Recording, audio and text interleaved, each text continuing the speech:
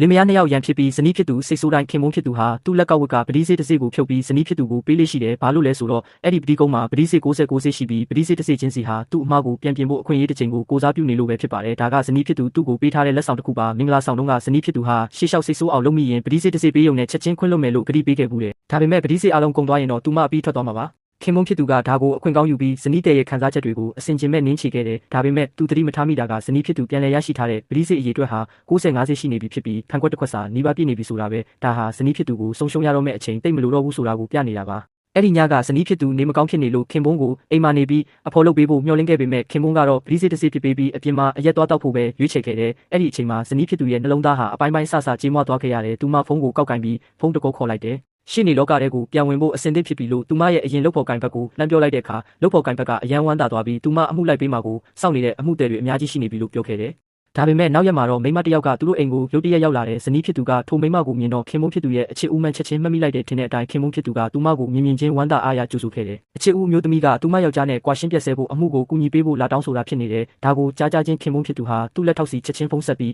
အချစ်ဦးရဲ့အမှုကိုပဲအာယုံဆိုင်နိုင်ဖို့လက်ရှိကင်ထားတဲ့အမှုအားလုံးကိုဖျက်ခိုင်းလိုက်ပါတော့တယ်ဒါပေမဲ့လက်ထောက်ကဒီအမှုဟာအနားယူသွားတဲ့ထိတ်တန်းရှိနေကြီးတယောက်ကလွဲလို့ဘယ်သူမှမနိုင်နိုင်တဲ့အမှုဖြစ်ကြောင်းပြောပြခဲ့တယ်ဒါတောင်ခင်မုန်းဖြစ်သူကသူ့ရဲ့ရှိနေကုန်တိတ်ခါပျက်စီးသွားရင်တော့အချစ်ဦးကိုကူညီမှာပဲလို့ပြက်ပြက်တသားပြောခဲ့တယ်သူမကိုညစာလိုက်ကျွေးဖို့ပါပြင်ဆင်နေတဲ့ခင်ပွန်းကိုဇနီးဖြစ်သူကတားဖို့ကြိုးစားပေမဲ့ခင်ပွန်းကသူမရဲ့လက်ကိုပုတ်ထုတ်ပစ်ခဲ့တယ်ပြီးတော့လက်ကောက်ကပတိစေးနောက်တစ်စေးကိုဖြုတ်ပြီးကျမ်းပြင်ပေါ်ပစ်ချခဲ့ပြန်တယ်။အဲ့ဒီနောက်မှာတော့အချစ်ဦးကိုပခုံးဖက်ပြီးအပြင်ကိုခေါ်ထုတ်သွားခဲ့တယ်။နောက်တစ်နေ့မှာတော့ခင်ပွန်းကဇနီးဖြစ်သူကိုလက်ဝတ်ရတနာဆိုင်တစ်ခုစီခေါ်သွားခဲ့တယ်။သူလုပ်ခဲ့တဲ့အမားတွေအတွက်တောင်းပန်ဖို့လက်ဆောင်ဝယ်ပေးတာထင်ပြီးဇနီးဖြစ်သူကပျော်ပျော်ရွှင်ရွှင်နဲ့ရတနာတွေကိုစမ်းဝစ်ကြည့်နေခဲ့တယ်။ဒါပေမဲ့ခင်ပွန်းဖြစ်သူကဒီလက်ဆောင်ကအချစ်ဦးရဲ့မွေးနေ့အတွက်လို့ပြောလိုက်တဲ့အခါဇနီးဖြစ်သူလည်းဒေါသထွက်ပြီးသူ့ကိုပြန်မေးခွန်းထုတ်ခဲ့တယ်။ဒါပေမဲ့ခင်ပွန်းကပတိစေးနောက်တစ်စေးခြံထားခဲ့ပြီးမွေးနေ့ပါတီကိုထွက်သွားပြန်တယ်မနက်အစောကြီး2 နာရီခွဲမှာအိပ်ပျော်နေတဲ့ဇနီးဖြစ်သူဟာဖုန်းတန်ကြောင့်နိုးလာခဲ့တဲ့ပါတီကနေခင်မုန်းဖြစ်သူလှမ်းဆက်တာကြောင့်သူမကားမောင်းပြီးတွားကြိုခဲ့တယ်ဒါပေမဲ့ကားတကားကိုဖွင့်ဖို့ပြင်လိုက်တဲ့အချိန်ခင်မုန်းဖြစ်သူကတပ်ပုံတပုံကိုသူမမျက်နှာနာကပ်ပြီးအတင်းနှမ်းမာတော့တယ်ခင်မုန်းဖြစ်သူအရက်မူးနေလို့ထင်ခဲ့ပေမဲ့ကျမ်းပြင်ပေါ်ပြုတ်ကျသွားတဲ့တပ်ပုံကိုမြင်လိုက်ရတဲ့အချိန်မှာတော့ဇနီးဖြစ်သူရဲ့ယွန်ရှာဆက်ဆုပ်မှုတွေ